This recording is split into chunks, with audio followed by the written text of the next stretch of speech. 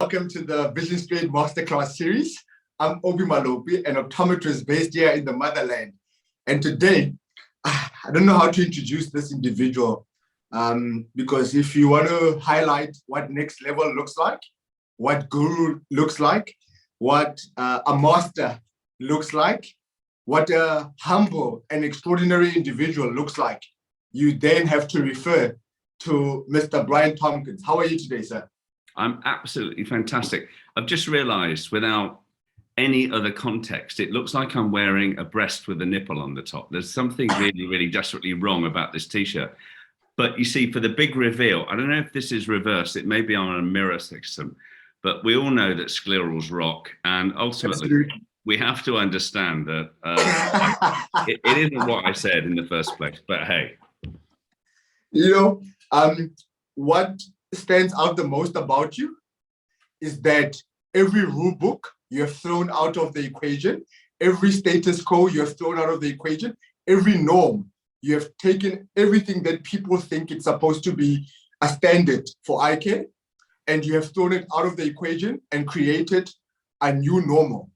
And that new normal is the best way to make a difference in eye care is to be yourself and to be the best version of yourself. That is what resonates with you the most when I think about you. Who is Brian Tompkins? How did you enter eye care? And how did you end up being this radical, out of the ordinary human being that everyone else gets to see? Do you know what? I don't know. I kind of think that I'm just me. I'm just being as normal as I can be. And I have a real adage, and have had all over the years, that really we are actors in front of our audience. Every single consult is for us to perform and to give ourselves, if you like, a masterclass in performing in front of that patient. We have to be all things to all men. And so we may be talking to a small child and we have to get really down and get really, really nice to them. And then the next time we may be talking to a lady who's maybe beyond a number of years. She's slightly over 21. She may have just lost her husband, and we have to be that sympathetic person. Wow. But above all of that, we have to have our professionalism in our minds, not at the back of the mind, but in the front of our minds the whole time, and perform in such a way that it instills confidence in that patient and allows them to fully understand that we're educating them, we are empowering them. If we're giving vision, we are enlightening them that certain aspects of their vision care could be better.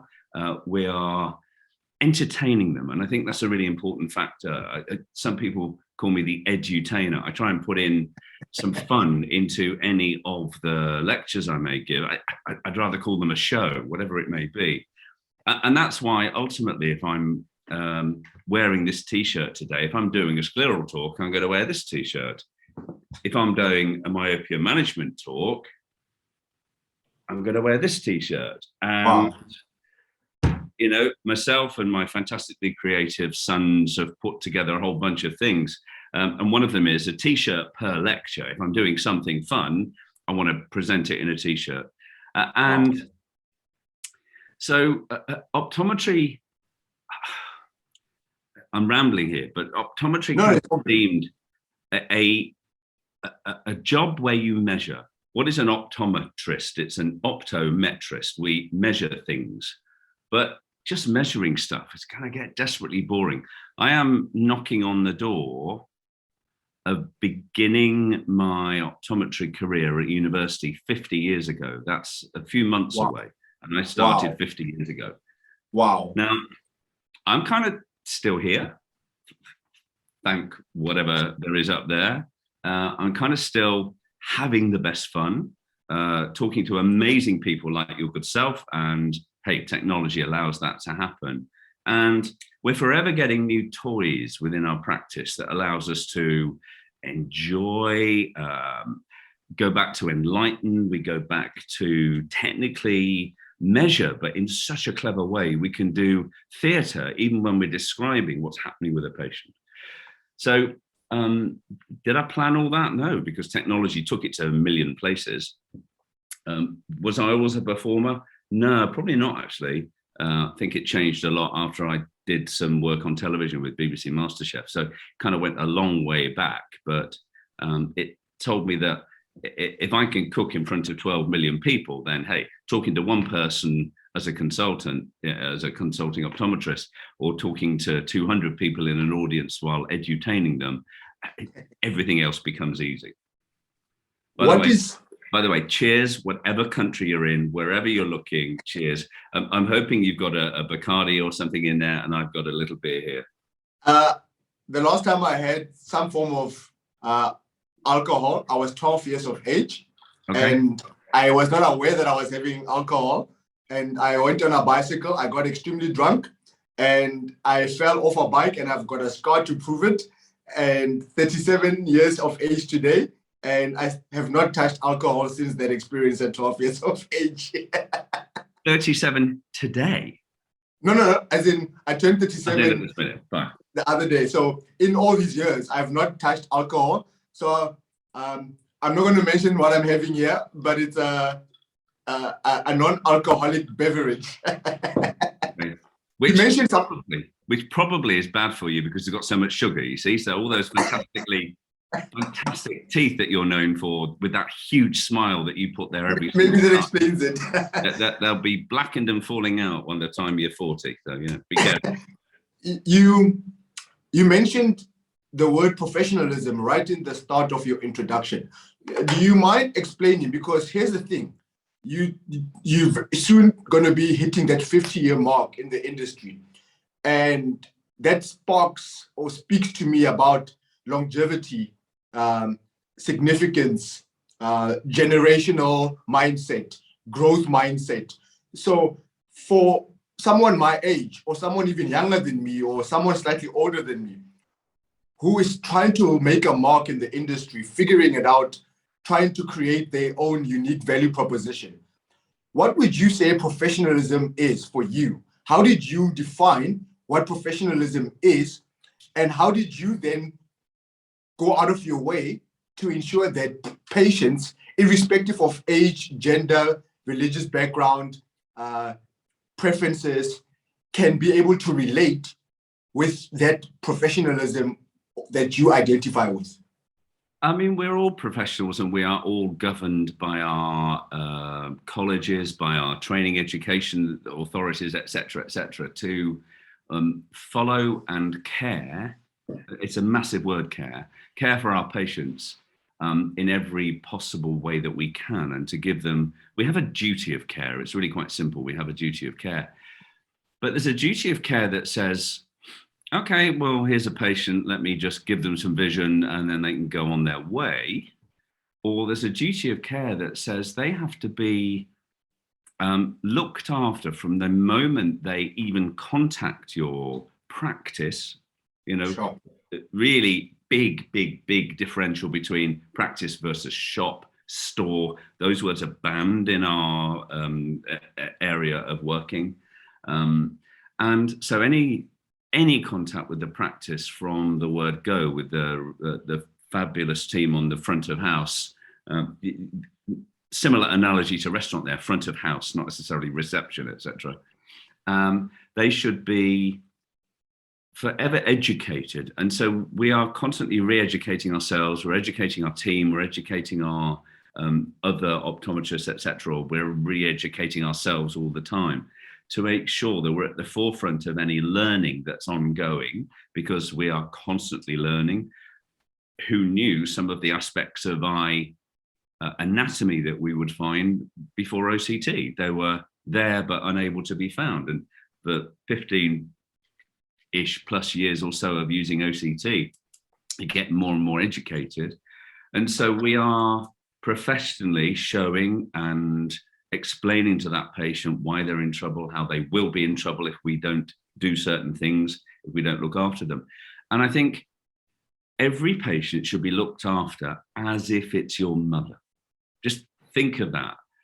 Wow. which is really quite simple, because there's no way that you would give your mother, brother, sister, wife, whatever it may be, but you wouldn't give them anything at all that was second best. You wouldn't give yourself anything that was second best. So you would go for the best varifocal. You would go for the most breathable and wettable contact lens. You would go for the lens that gave the least distortion if walking along the road. Why should any patient deserve less than that? So you are giving your full professional time to give them the absolute best. I won't even say gold standard, it's platinum standard of product, technology, and care.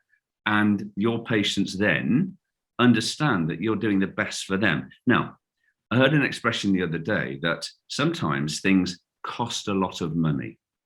Now, that isn't expensive. They just happen, because they're the best, to cost a lot of money. Expensive implies that it's almost not value. But because they cost a lot of money, they are the best products. And that's why we're recommending them. And that's why we're saying to a patient, this is what I would wear in your circumstances. I have 40 plus years. You might have 5 years, 10 years, 15, 20 years experience, but you know what is best for that patient. And so it's your job to explain to them. It's your job to enlighten them. I'll keep going back to these words, and make sure they understand and are educated to realize why you're recommending that particular process, product, technology, whatever it may be. Wow. Wow. Speaking on that same note, when you started off in the early days, what were the non-negotiables for you? Whether it be from a practice setup point of view or from a professional brand point of view, as an optometrist, what were the non-negotiables for you? Something that you said, you know what, I'm not going to compromise on this. Exactly that. I joined an established practice. The practice was started in 1868 by a jeweler.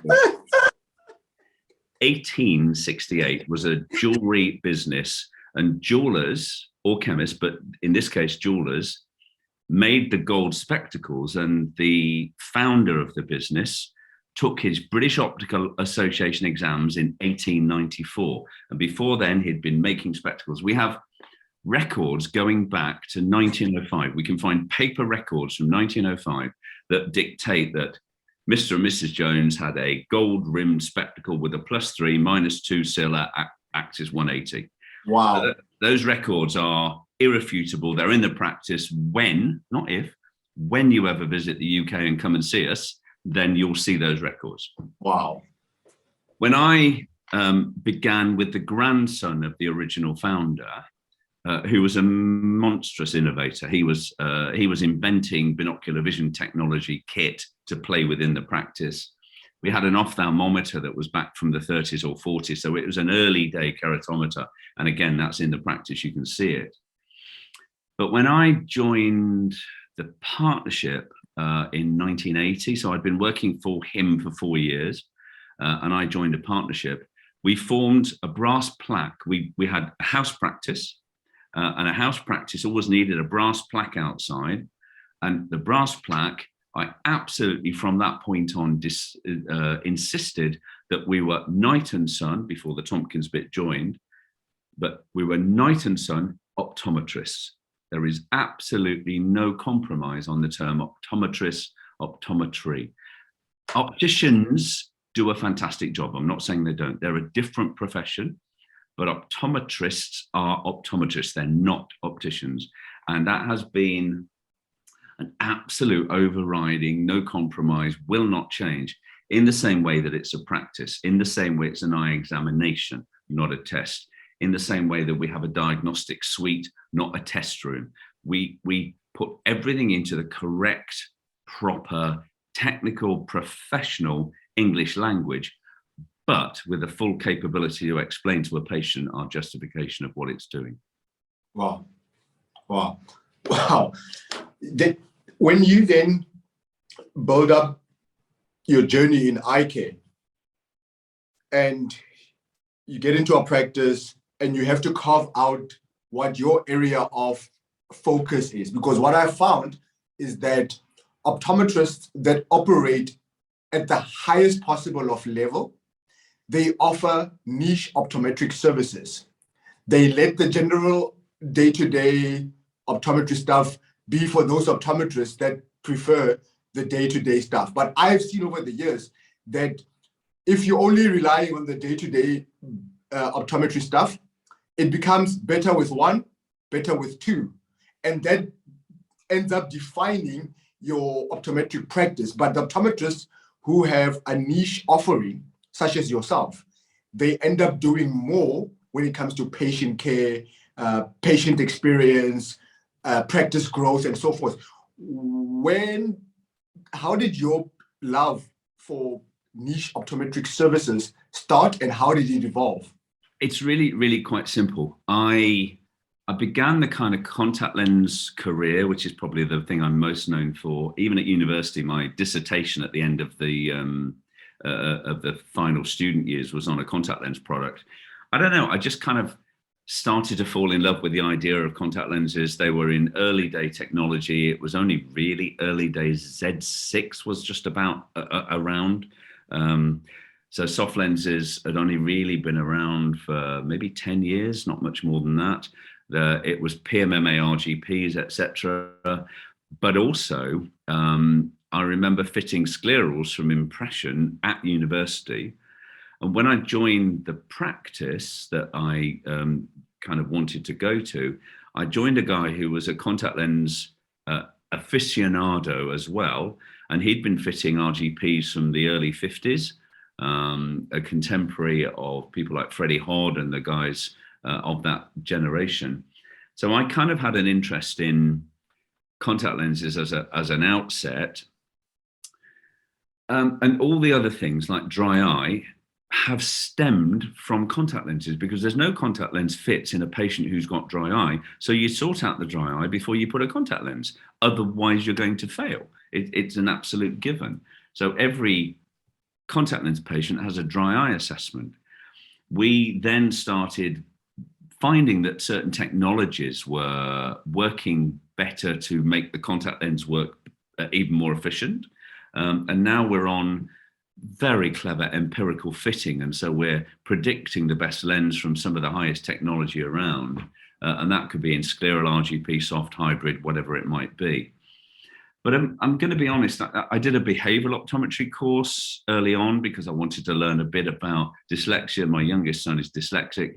He's an award-winning chef now, so he doesn't have to read anything. My God, you put him in a kitchen, he's an amazing artist, etc. But you know, I did behavioral optometry. I did all the contact lens side of things. We went into the dry eye management of things. And actually, I don't think we've got a particular niche. We have a speciality of anything that can be special in optometry. We try and do everything that is specialist. We're specialists in specialism. It's kind of a crazy thing to say. But part of the reason, let's be honest, is I don't want to get bored. I want to do something that's slightly interesting. Now, you said a minute ago about which is better, one or two, didn't you? I mean, that's the language all optometrists say. I've always, for children primarily, but adults, thrown in other little wobblers, because why, which is better, one or two? Why don't you say 3 or 4? Well, that's kind of a logical explanation. But then you say, which is better, 56 or 97? And they kind of, what's going on there? And then you say, okay, which one's better now, elephant or banana? Ice cream or daddy? So even the simplest of things can be fun, entertaining, and stop the boredom. Because who wants to say which is better, 1 or 2, the rest of their lives for 50 years? It's not going to work. I like the thinking, and I think that it leads to my next question in terms of what has helped you have a growth mindset beyond just not wanting to be bored. But at what point when you realize that I'm going to be in the optometry for a very long time, and so how do I stay relevant? How do I stay at the top of my game yes, technology improves. You use new technology all the time. You improve your competency skills. But what has been the driving force behind you, Brian Tompkins, the person? Because I could believe that you bring that into your practice. You bring that into your business. You bring you into everything else that you do that enables you to produce the work and the results that you have managed to produce over the years. So what has been the driving force that gets you to that next level, that keeps on elevating you so that you can constantly elevate your game, your approach? I think it goes back exactly the same as I said. I mean, I don't want to get bored, so I want to learn new things. I kind of found that when I spoke to a couple of people, I could sometimes make them laugh a bit. And if I spoke to a few more people, then they'd sometimes laugh as well. Or I might do a little hint of like really low key magic, which you can learn on the internet and anybody can do. And it costs you £3 to do stupid little things. And so you can make things disappear or have lights come out of your head for children. And I think once I found that I could talk to 2 or 3 people, as I say, after kind of doing this television stuff, I thought, well, maybe I can talk to a few more. And it was actually Sarah Morgan who said, Brian, why don't you get on stage and do some clinical lecturing? And I can remember working with a slide projector, and they would always crash on one slide and burn the slide and crazy things like that. I even remember presenting with an overhead projector where you have to draw on the transparencies. But of course, as technology and computers and presentations and sound and all sorts of things got better and better and better, it's just bloody good fun being on stage. Now, being on stage, I guess, is my ultimate fun point. But to be on stage, I've got to have something to talk about. So if I can take on the newest technology, ESP, Pentacam, CSP, whatever it may be, clever things that are around, if I can learn a little bit about it and know a little bit more than the person in the audience for majority of things, not everything, then that gives me a kind of reason to learn more in the practice and drives me to think, well, I'll learn a bit more, invest a bit more, spend a bit of time doing that one.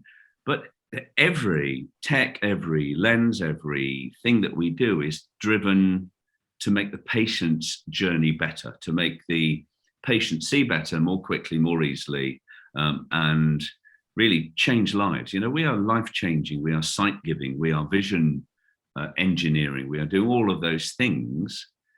And ultimately, it's for the patient's benefit. What drove me? The patient. What drove me? The networking, the ability to talk to my colleagues and chat through with them the fun things that we do. Stakeholder relationships, because there's no way you can get to the level at which you are functioning at without having to build relationships, work with various companies, knock on doors, agree with various types of people. How did you navigate that process? I think initially, actually, probably it started becoming more and more a network of colleagues, friends, and mentors and fellow educators across the world. Probably from early days in BCLA, I joined about 25, 30 years ago. And you start learning learning there are like-minded people out there who want to do the best. And I'm going to be completely honest. A lot of people say, maybe less so for you because of your maybe not, but people often say in any conference they learn more in the bar talking to their friends afterwards than they do actually in a lecture. I've heard that a lot of times. Yeah, exactly. And it is about really gelling, really networking, really finding somebody you can become phenomenal friends with. And I have them all over the world because we all have vision, eye care, patience in our hearts. That's kind of where they are. And so we kind of come together. I'll often say that you can recognize the people in a room that you know you're going to get on with because they seem to have a light bulb on their head, the same brightness that you have on your head. And there are some, and that light shines so brightly, you can't but be drawn to it. It's like a moth. And everybody in the room that has light bulbs, they kind of end up somehow, there's some chemistry, I don't know what it is, they end up going together. Now, once you've got a little cabal, a collection of bright lights talking at a conference or at a meeting or wherever it might be, when they go back to their different countries, their different towns, they stay in touch. Social media at this moment is an absolute easy system for staying in touch. So we're talking, where are you now? South Africa. Where am I? Sunny Northampton in the UK. How are we doing this? Technology, we met through social media. We are connected, I'm sure, as friends even now, because I can see a great big light over your head. And if I duck down here, there's probably a bit of a light there as well. You're too kind, so thank you. And ultimately, I think it's just, we get on with people who are the same as us. And so you continue to stay in touch. And once that network is formed, nowadays, with WhatsApps and messengers and all the other vehicles of communication that we have, you will stay in touch with that person for the rest of your life. I think. I don't think it's ever going to stop. So that network is exponential. It grows and grows and grows. Do you find that the next generation of leaders, and let me talk about that age bracket between 30 and 45, are we intentional? Do you, when you look at it from the outside, looking at our generation, do you find that we are intentional about working with one another? Are we holding each other accountable from a competitiveness point of view, whereas we collaborating, we challenging one another? Or did your generation do it better than what our current generation? Let me put it this way, do you think we will go beyond what you guys have done? I'm sure you must do. I think there's only steps for the better looking forward. There are a number of us of the kind of age that I am, and I look at a number of my lecturing and conference buddies around the world. We wonder slightly what the next generation is doing. We, as in my old wrinkly grown up kind of way, we met at meetings, we networked and we spoke to each other. One of our concerns, and I've spoken to others in the same age group as me, one of our concerns is the younger generation is so used to meeting online that one of the dangers is that they will say, well, I don't need to do that. And you can't form quite as close a relationship when you've just met online. What I said earlier was that we continue and forge bigger relationships having met, then there is a continuation effect, but it may not work quite so easily if you don't actually physically meet, shake hands, say hello, hug, and drink beer or Coke together, whatever it might be. So I think one of the concerns we have as an old person generation is that the youngsters won't ever meet up in the same way because COVID knocked so much on the head. Maybe some of those meetings will never get as big as they ever were. But there's quite a few coming up this summer, so it'll be an interesting test to see where it goes. I agree with you 100%. And for me, when I look at my network of leaders that I look up to, that I hold in high regard, that mentor me, whether it be closely or from afar, I think you and one other person are the two people that I've never met in person. And how did I meet the other people? Was because I think I decided a long time ago to physically go to the conferences, whether it's in America or whether it's in the United Kingdom or elsewhere, physically be there. And yes, it's going to cost you 20,000 rands, which is what, 2,000 pounds. And you thinking it's a lot of money, but what I've gotten from meeting people in person to how it has elevated my own career, you then connect with me because I'm connected to your network. You are able to relate with me because then you can see that, wait a minute, this young man is connected with the people that I'm connected with.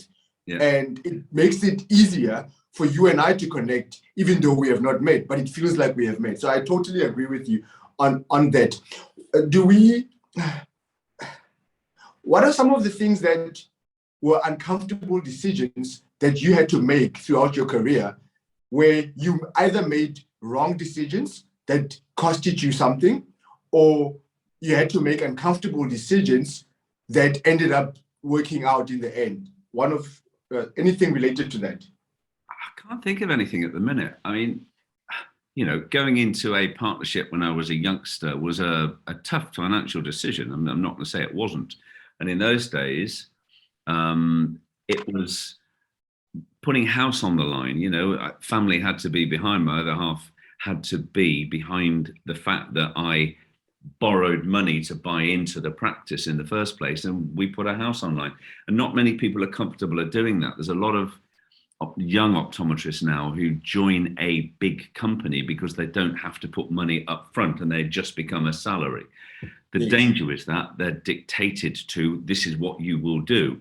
So when you join somewhere or start afresh, I mean, that's a brave decision I never had to make. I had a very long established practice. But anything you do there, which is financial, will give you sleepless nights for some time, but ultimately, in the majority of cases, will reap rewards, and you'll gain things like an amazing practice where you have your patients loyal for 40 years. You know, we're fourth generation patients now. We're seeing the great grandchildren of people we saw 40, 50 years ago. Wow. And so I can't think of another uncomfortable decision. I think that's even what you've just said it's big enough, because at the end of the day, it influenced the trajectory that you had with regards.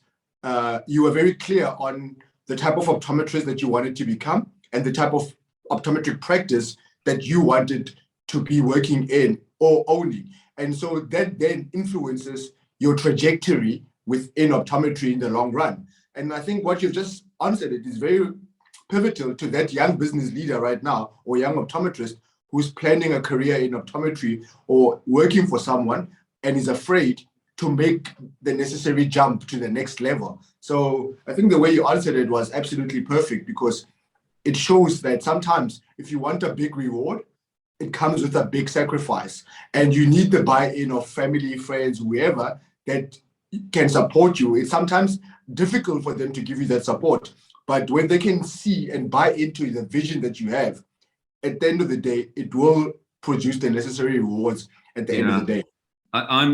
I'm very, very big on promoting any youngsters. And for many, many, many years, we've had visitors from UK students. We've had a kind of program of Australian students that have been coming 5 or 6 years.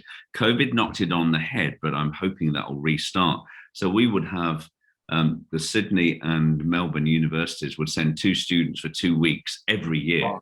And we had those. We've had visitors from the States, from Canada, Italy, Norway, Finland, Holland, France, Germany. We will mentor for a couple of days. We will have visitors that can tour. We will have anybody who's passionate about optometry and wants to learn. Then we're going to look at any of those people. And if they want to come and visit us and see us just working for a normal day and see what it's like, that is hopefully going to inspire them to work with in an independent optometry practice, which is kind of what I'm saying about. So if any of your colleagues are ever in the UK and want to spend a day or 2 with us, then we're more than happy to share our passion within our own building and give them fantastic coffee and a great experience. Wow. I am planning, personally, I've been talking to Mr. Nicholas Ramney. I was there.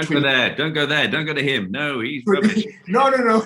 I was there 2018. I spent some time there, and we're planning on coming to the UK again, but this time spending at least 3 months in the UK. So I can't wait to meet you in person and spend time with. If you don't come to the practice, somehow I will find you.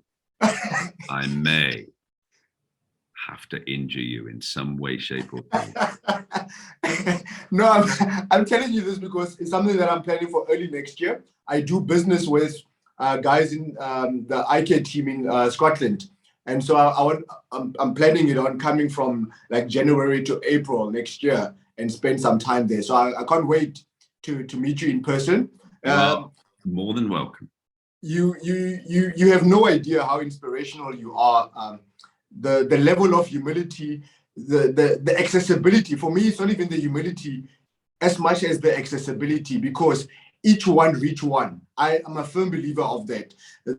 We need so many leaders who can send the ladder down so that some of us can climb up and get to that level. But also we have a responsibility as young people to play our part so that the leaders like yourselves can say, I want to help that guy get to the next level. I want to influence and fast track whatever that he's doing or she's doing. And I know that we as mentees have a responsibility so that it makes your guys' job as mentors easier. And that's how it becomes a ripple effect. Because if you influence me and I come back to Africa and I'm influencing people in Africa, it changes so much more than you not reach or me not having access to you. So I completely honor you, sir. I respect you. I thank you.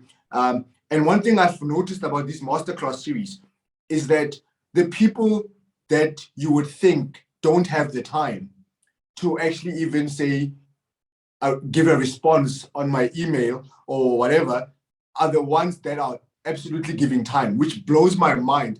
That the optometrist who sees 2 patients a day and you even just want to have an appointment with them, sometimes they're not accessible. And yet the people that are operating at the highest level seem to be the ones that are easily accessible. And it frustrates me. I don't know why that is the case. The expression in English is, if you need something doing, ask a busy person. Got you. I love that. That's a very common expression. And it's because anybody that is passionate and really care, go back to care, we perform I care because we care about what we're doing. Love that. And we see you there doing amazing work and giving out really fantastic vibes and being the happiest big smile on most of the internet whenever you see it, until your fizzy drink has rotted your teeth. So be very wary of that. And so that big beaming smile has to be a bonus to anybody. So yeah, of course I'm going to talk to you. As a parting question from my end, what do you define as leadership? Say again. What do you define as leadership?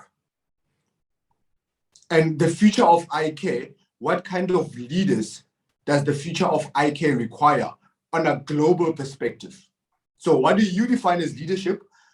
And what do you think the future of eye care for it to, because I've seen so many challenges in eye care, and I realize that everything rises and falls on leadership. If things go south, it's leadership. If things go north, it's leadership. What is leadership to you?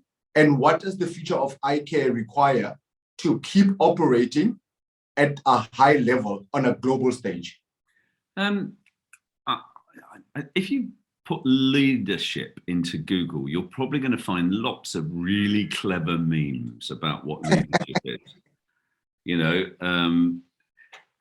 And there's all about not being a boss, but being a leader. It's kind of just, you lead by example. So you do what you want others to do. You do what you hope others will do. You hope that others will perform in the same way that you do. And I think leadership is just finding people that want to work with you, finding people that are, I keep saying passionate. It sounds like I'm on X Factor, but it's kind of one of those things. leadership is just basically gently guiding the people that have got the same vision as you into the right light level, as opposed to staying in the dark. That's a tough one. I love that. I love that. I love that. So, where can people connect with you? Because I know you're online. You're in South Africa. You are referred to as a madala. Wait, before you in South Africa, you because of your age group, you are like a madala, but you don't behave like a madala. A madala is an old topi. Old topi is a very old person. So that's what you fall in that age category. But your approach, your behavior, your spirit, your kind-spiritedness makes you one of the coolest people that people can connect with. A 20-year-old can be in your presence and feel like, I can relate with this madala. A 30-year-old can relate with you. A 50-year-old can relate with you. So where can people connect with you? Because I believe that everyone all over the world in eye care, even beyond eye care, needs to be connected with you. I'm going to have to borrow that word. M-A-D-A-L-A, is it? Madala. Madala, yeah. Okay, I like that. I've never heard that. I shall start looking that up. It could be, it's, I don't know, like an old medicine man or something. I have no idea. It's really, really simple. My name is Brian Tompkins. My initials, therefore, are BT. And I am an optom. And so it is at BT Optom. Really simple, really straightforward. At BT Optom. That's Instagram, that's Twitter, that's TikTok, although there's not much on TikTok yet. I should be doing more. That is Facebook. That's all over the place. So if I don't get at least 1,000 new connections, I should be super disappointed. So you haven't done your jobs. Absolutely. Loved having you on our platform. And thank you so much. All the best with your travels for the next few days. Please don't ever stop being the person that you are. Yeah. You literally elevate eye care to a whole different level. There's no way I'm going to stop being what I am until somebody takes me off this planet. And at some point that'll happen, but it ain't happening soon, I very much hope. So, Obi, I really, really, really have enjoyed having a chat, and your smile has just made me want to wear sunglasses. There's so much of a brightness going on there. So just stay happy, be happy. I'll try and stay being a madala. I'm just so going to use that word. And let's get some social media out of this and push it all over the place. So you tell me what I can do, and I'll copy and share and do all of those things. Man, love to all, peace, and just go for it. We love you. We love you. We appreciate you, and we value you. Thank you so much, sir. Okay, pleasure. Everyone, that was another great episode of the Vision Straight Masterclass series. If you're not connected with us on our YouTube channel, subscribe right now. Make sure to follow this legendary madala on all his social media platforms. And one of these days, we're going to do another masterclass on their practice and profile their practice. We're going to do a practice masterclass series one of these days. And you're going to get context of what the ideal optometric practice looks like or resembles. So watch out for that very, very soon. And we look forward to connecting with you on our Vision Straight platform, social media, Instagram, YouTube, Twitter, TikTok. We can't wait to connect with you there. Until the next episode, stay blessed and make sure that whatever that you're doing, you make it count and add as much value as you possibly can to every single patient that walks into your optometric practice. Until the next episode, guys,